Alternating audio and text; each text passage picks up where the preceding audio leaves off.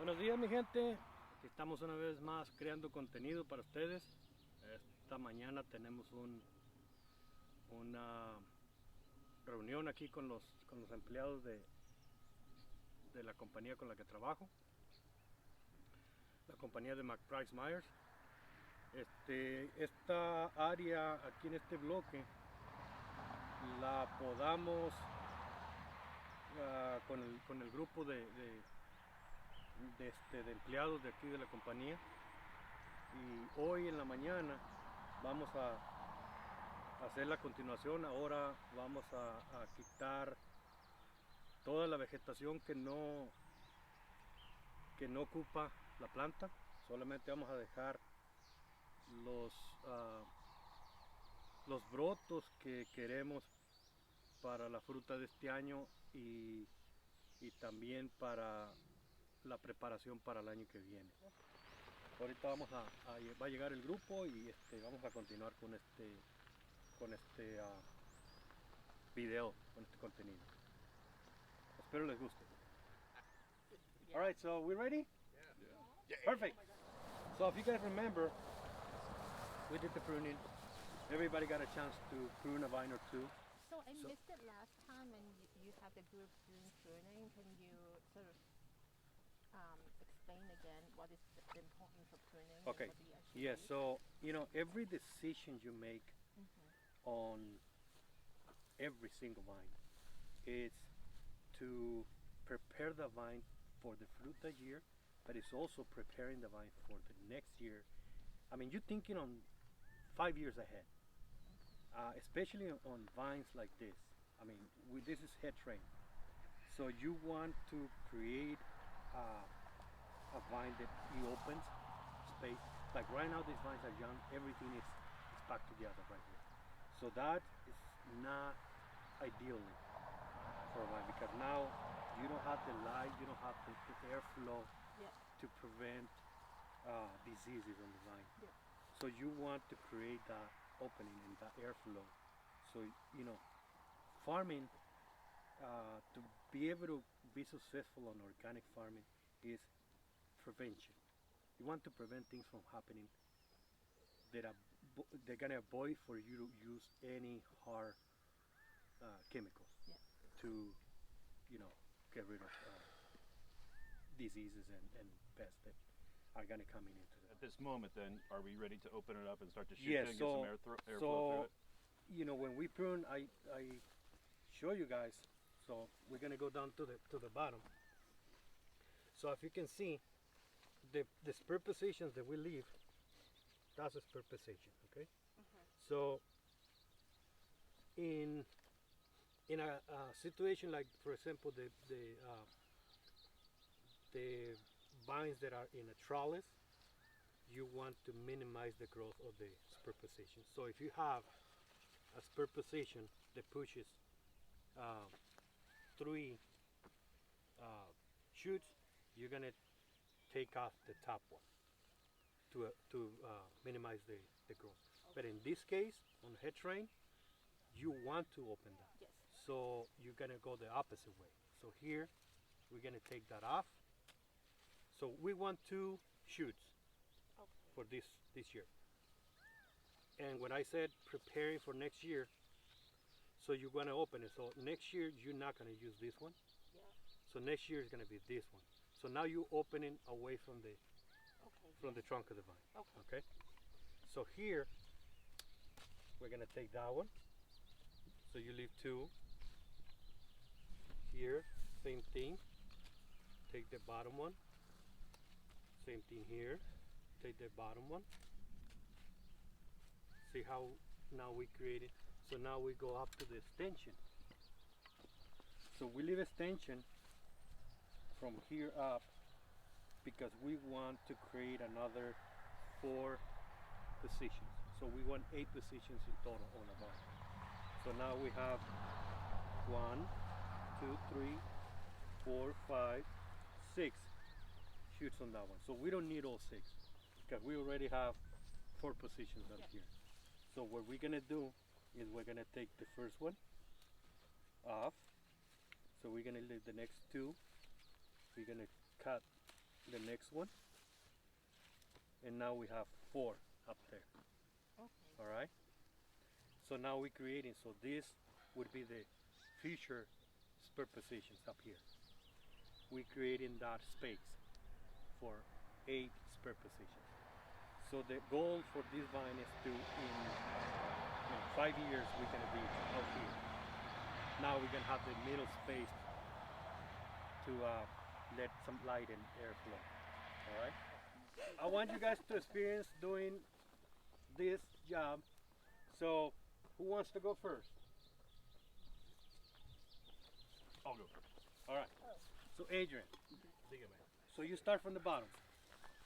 So here you don't want to start from the top down, because you want to save your position. So you start always from the bottom. So I'm right So here. you're taking the bottom shoot This down. one's out. Yes. Right here. Yeah. Okay. So now you have 2. Perfect. 2 there. So you Working follow my the way up. next one. So this guy right here, That goes down. and this one right here is off. Then So this that guy. one has 4. So you take 2. The bottom 2. Bottom 2. So here's one. Yep. Gone, and then this one right here. Yep. On the inside. Mhm. So you see how you opening that already? Yeah. I don't want to break this one. So this one's gone. Yeah. Okay. So at this point, it's easy to break them. Uh-huh.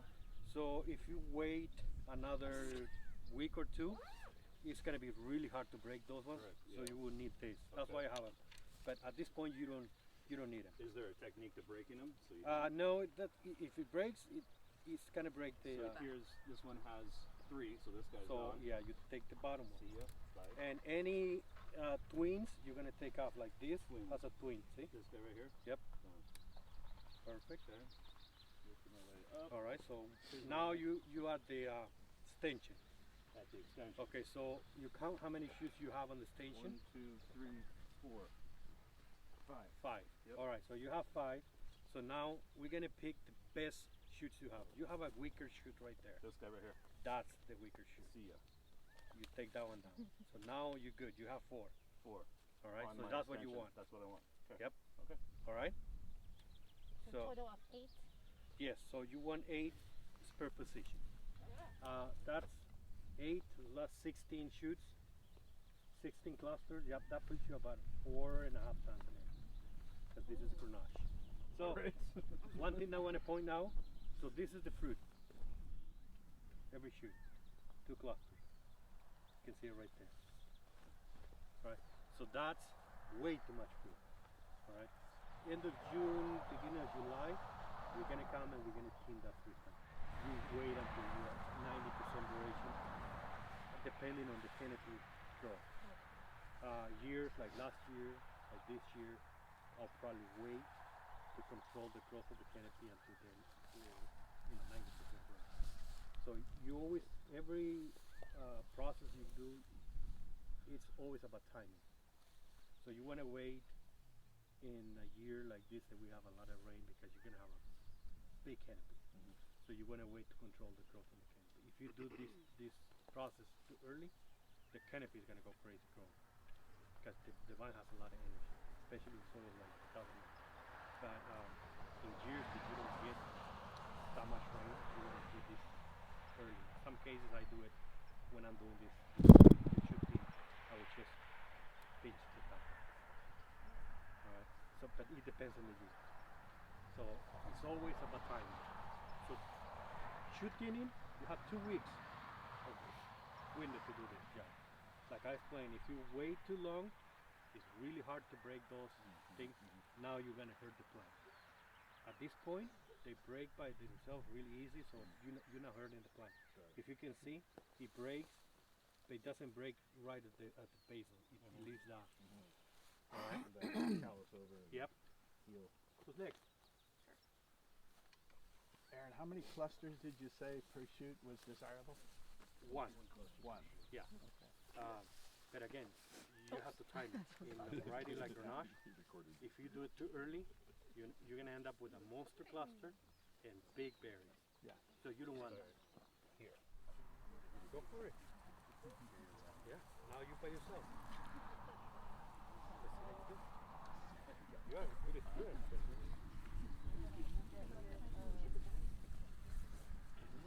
Nope.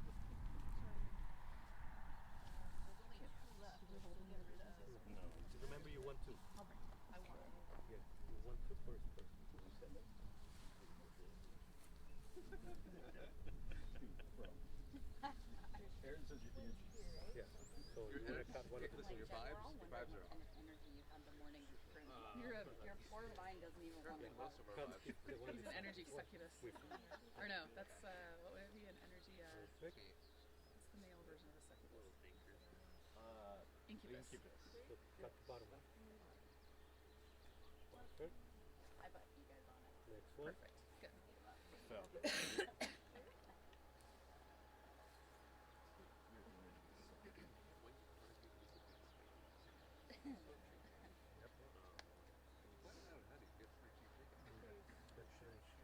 Cut the one you rolled.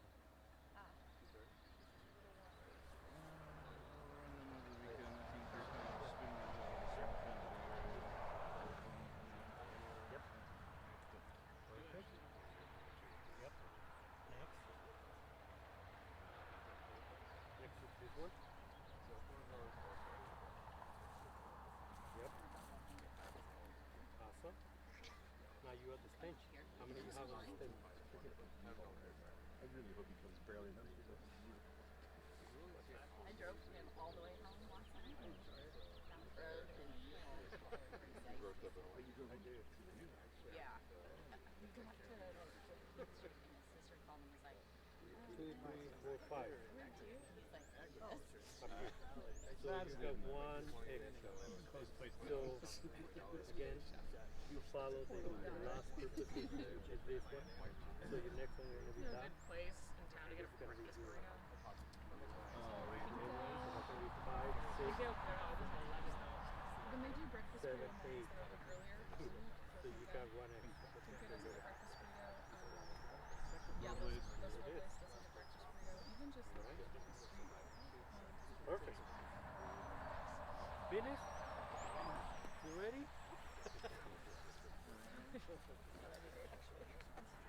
I think So we you went there start for with the first one down below. You don't want to get rid of it. Yep.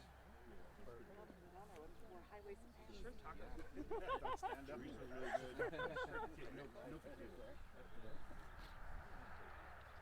Potatoes not. They're just, they put too many in them. Tentacle legs. Aaron, can you explain how do you get yourself right? How do you get yourself in a good energy state of mind? I mean, Such a plan. that's it. That's it. That's it. You're a farmer, you're not a farmer. Get the hell out of my business. I mean, I see many people that play at being farmers, but they're going to fail every time because you don't have it. Hey, that's not something you can teach. No, It's not something you it's not, can. I mean, it's not something you're going to Oh yeah, that's why they encourage you to talk to your hunts just because how it's you partially good because see they get the You either have a green breathe out, thumb it or you allows them don't. to develop. That's it. But it's the Some idea people that the just- more you can't positive, go sort of like I the know people development of that an animal or a been child, doing this the for more positive you the are with longest it, the time, better it and they does. It's the key, really. fail tremendously. So, and it's Sounds just kind of how woo, but I'm into it. You're talking to a Buddhist, so yeah. All right, who's I think next? you could grow something.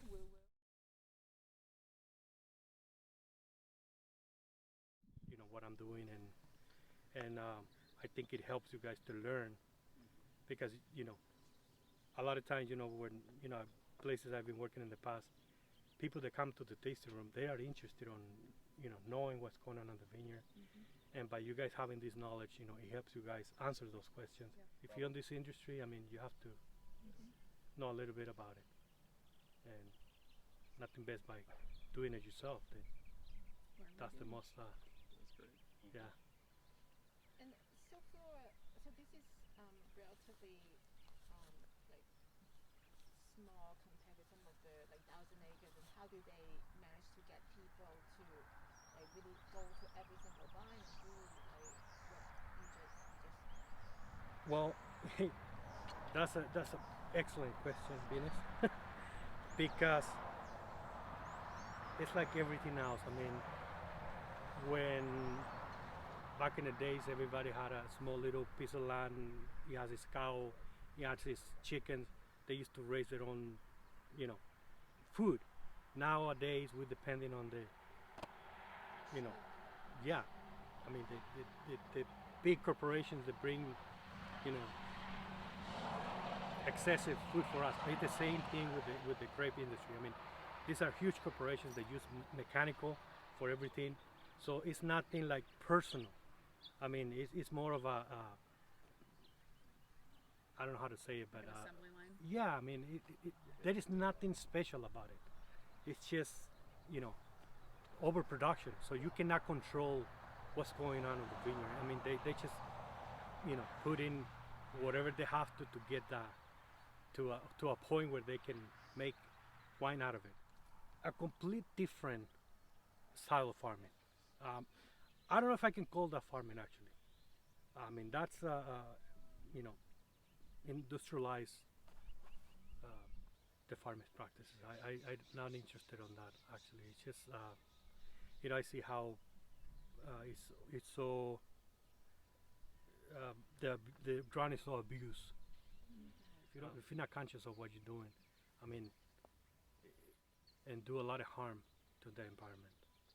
And if you, I mean, if you had the responsibility of a project like this, you know, to, you know, like these people that have thousands of acres, and if you're not responsible, if you don't do things right, I mean, what is that piece of land going to be in the next 10, 15 years?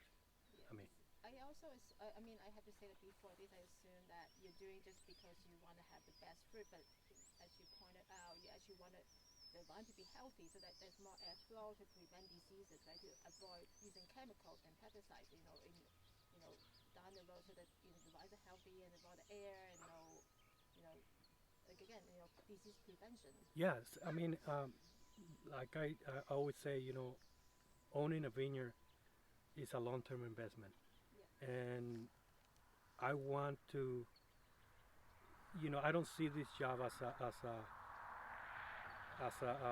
an income only. I see my job as I want to leave a legacy to the next generation of, you know, something that a vineyard that is producing excellent fruit in 20, 40, 50 years. That's what I want. That's what, you know, I want to, you know, retire one day and say to the next person that takes over, I said, tell them this is the direction you want to take this project, to be able to have this vineyard to be 100 years and still producing. I mean, that's how people in the old, you know, in Europe, where those regions are, I mean, they have 100-year-old vines and still producing excellent quality of fruit. Yeah, you know, everybody wants to make money, but there's way that you can make money and also take care of your property.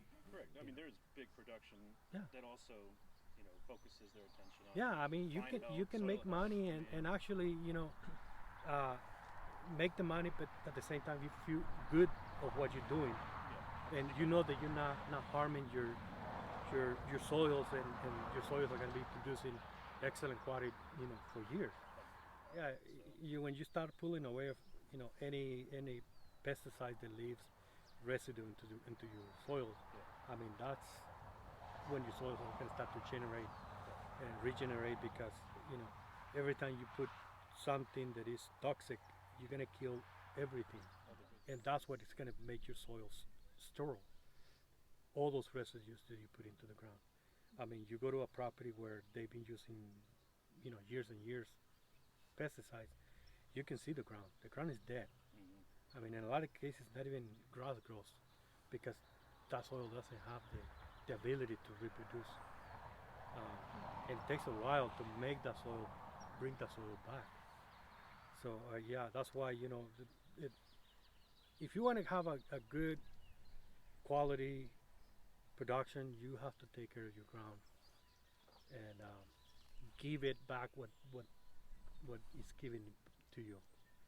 So that's one of the things that I'm really careful on. You know, always trying to reproduce, you know, organic matter into the ground. It sounds like a Yeah. holistic model too. I mean, all of it. Talking about bringing animals. And Yeah, I mean, putting the raptor and owl boxes and yeah, every little thing. everything connects to the same purpose. You know, avoiding to have, like, it's prevention. You know, owl boxes help you with the rodents. You know, I was talking to you about the cats and the vineyard. I love to see the cats on the vineyard because they also help with the rodents. I seen them, roam around and carrying gophers, squirrels on the mouth. I mean, all of those. You can catch cocktails. Yeah, I mean, a lot of people are really scared of rattlesnakes. Rattlesnakes are your friends on the vineyard. They eat a lot of gophers and squirrels. I mean, every living thing has a purpose. I mean, if you're gonna go and start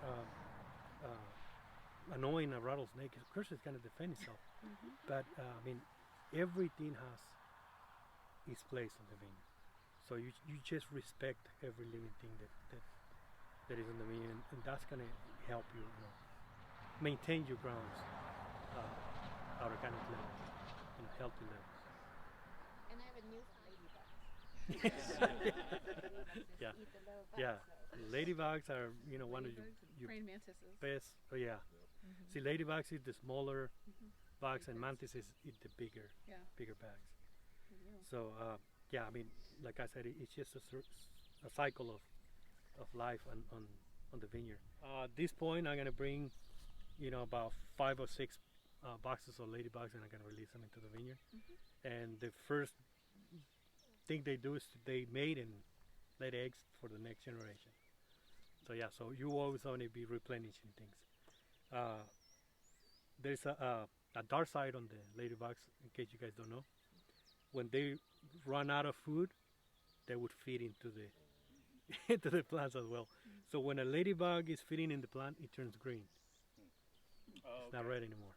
So when you start seeing green ladybugs, that means they eat all of the insects that were available, so they start feeding in the plant. So you don't want it over released. So that's why I thought it was a totally different bug. It's No, just no. a green it's the same one. It's It's the just there is chlorophyll, no yeah. more insects to eat, so they start feeding the plant. So that's why you want to count. You want to do a scouting on the vineyard. You count how many you see per plant, and then you determine if there's enough food. Then you release. If you see a good amount of number of ladybugs, you don't need to release anymore. So you want to maintain a level. One of the best timings to release the ladybugs is in the afternoon. So the birds are not present, or really early in the morning. Otherwise, I mean, they're gonna fly away, or they're gonna be eaten by the birds. So how do you determine how many ladybugs to do you eat? Like So signs? I'll go, for example, I'll go down the road on the vineyard, and I will stop in a vine and I will count how many I see. Walk 5 vines down the road, do the same thing. So I do a math of how many I found, and that determines if I need to release or if I just leave it how it is. If I found more than 3 ladybugs per vine, I'm fine. So like the vine we see 3 ladybugs in there. Yeah. So I mean, in those cases, if I count the same numbers or higher numbers down the road, I'll leave it how it is. So that gives me an idea of how many I have on the vineyard. It's just an average. But if I see 1 and then none and then 2 and none, then I will bring 3 or 4 boxes and release them. Okay, mi gente.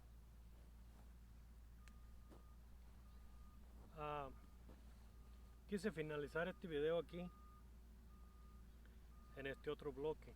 La razón de que mencioné en la primera parte del video que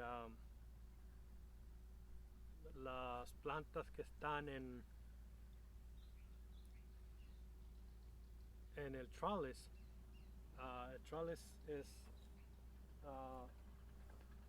cuando tienes este sistema donde manipulas la canopia. So, estos alambres los bajas cuando ya el broto está a un cierto tamaño y mantienes la canopia vertical. En el bloque anterior que estuvimos viendo, la planta es libre de crecer a donde quiera mandar sus brotos. Me gusta más el sistema de del head train, que fue la primera parte que miramos, porque la planta no es manipulada, la planta está siendo libre de crecer sus brazos a donde quiera, sus brotos, y esta no, esta es más manipulada a que esté vertical, le pones los alambres. Este sistema, esta parte de la viña fue plantada antes de que yo tomara el manejo de esta propiedad. Entonces ya esto ya estaba plantado. Pero aquí ya el espuelón ya creció más o menos una distancia de 12 pulgadas en algunos casos. Entonces por eso es que mencioné en aquel caso donde en este sistema de poda, de manejo, no quieres que crezcan los espuelones mucho, porque pues tienes este sistema de alambre, y en aquel caso no, en aquel caso puedes expanderte un poquito más. For those that speak English, I wanted to finalize this video here because I mentioned on the early part of the video about the difference between head train and the BSP training. The BSP, you have this system with the wires where you manipulate the canopy to be in a vertical position, and so in this type of trellis you don't want your spur positions to grow too much, because then the system is not going to be as effective. So you want to minimize the growth of the spur position. On the head train is the opposite. You want to open that, so you want those spur positions to grow a little bit more, to open that up, to have more room. In this you don't need it because you have this system, so you manipulate in the canopy to have that light and that airflow with the system, with the trellis system. So yeah, so I hope that this video can help you understand a little bit of what all of the work that goes on a vineyard to produce high-end quality fruit, and with that you produce wines that are unique, wines that are expressing what actually comes out of the vineyard. So these wines, you can taste the difference, you can taste the size, you can taste the soils, you can taste, I mean, these are wines that have a identity, versus a wine that is produced on a max scale, where the only thing you taste on those wines is the input that they put in the winery, like barrels, like other manipulations that they do in the wineries to give those wines taste that is drinkable. These wines don't have that. These wines are made on the vineyard.